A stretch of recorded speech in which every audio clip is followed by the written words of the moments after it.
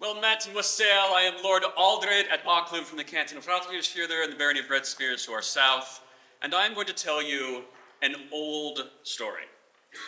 So long ago, before my father passed beyond the veil, before I had ever grown a beard, I was a small child sitting under the stars with my father as he recounted to me their names and showed me the shapes that they make in the minds of men. There, the Pleiades, and there, Orion, the mighty hunter.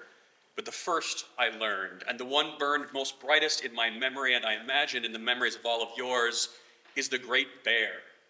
Now, I promise this is an old story, okay? An old story. In fact, I will make a wager. I will wager the ring off my finger, made of my own hand of silver and lapis lazuli, that no one here today will tell a story or sing a song that can be proven to be older than mine.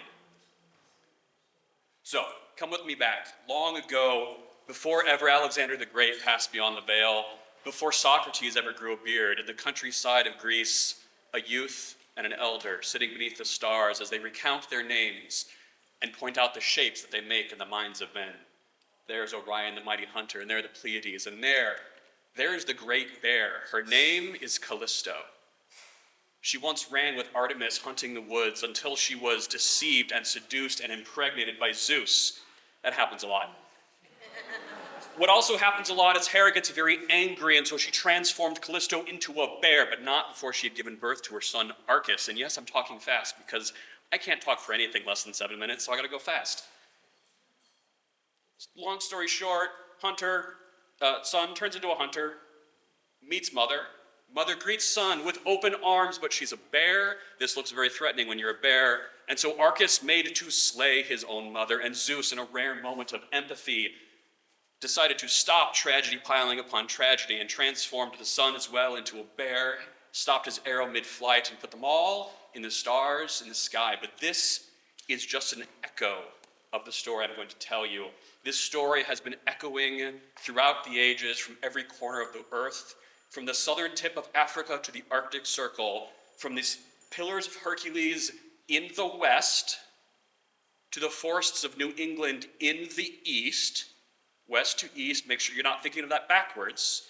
This story is known not only to the Greeks, but to the Haudenosaunee and everyone in between. So walk back with me further. Before King Menes united Upper and Lower Egypt into one nation, before the Sphinx was built, before mighty Gilgamesh rebuilt the walls of ancient Uruk, before the foundations were laid for the city of Jericho, come back with me further, before even the unnamed temple at the place we call Göbekli Tepe was built, in north central Asia, a youth sits with an elder beneath the stars as they recount their names and the shapes that they make in the minds of men. And the elder tells this story. A hunter is hungry. He carries with him his cooking pot and his spear. He has not eaten for days. He travels along at the base of the mountains until he comes to a cool mountain stream, and there is something he can hunt. There is an elk, a large elk, great with child, with a huge rack of antlers upon her head. And so he approaches quietly, softly, his spear at the ready, still carrying his cooking pot. And he prepares to slay this elk. But through some sense, whether mortal or divine, we do not know, the elk catches wind of the hunter, and she leaps up and runs from him, running through the mountains, up the mountain, higher and higher, so high that the very sun itself becomes tangled in her antlers and is plucked from the sky like a ripe piece of fruit.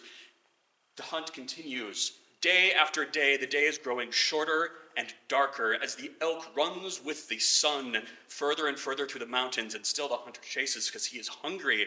And worse, now the sun itself is in peril. If he does not make this kill, there will be no longer any daylight. And so he runs, and the elk, in panic and fear, continues running until the hunter at last closes the distance enough. His arm is strong, his aim is true, he lets fly his spear, and the elk, again sensing danger, leaps higher than she had ever leapt before, dislodging the sun from her antlers, which falls behind the mountains, plunging the north into darkness. But his spear flies true and strikes her flank, giving her a grievous mortal wound, and she falls to the earth bleeding. But she's a very special elk, and she had given birth to her calf. during the days of these hunt, that the hunt may go on. And the power, the magic of the sun still surrounded that elk, so that when that spear struck, she did not die, but she was transformed into a constellation. Go out tonight and you can see it in the sky. And the magic was so powerful that it spread from her to the hunter and his cooking pot. And you can see them there in the sky as well. There are those 4 stars, that is the body of this elk. And there, those 3 stars making the handle of what you might call a dipper. That one there, that is the hunter. And you see that tiny, faint star, a near twin to it? That is his cooking pot. And all those years ago, before the first stone monuments that we have today were raised, when that elder told that tale, it was already over 10,000 years old. This story echoes across our world today, and now you and I are part of an unbroken oral tradition dating back over 24,000 years. The Cosmic Nights.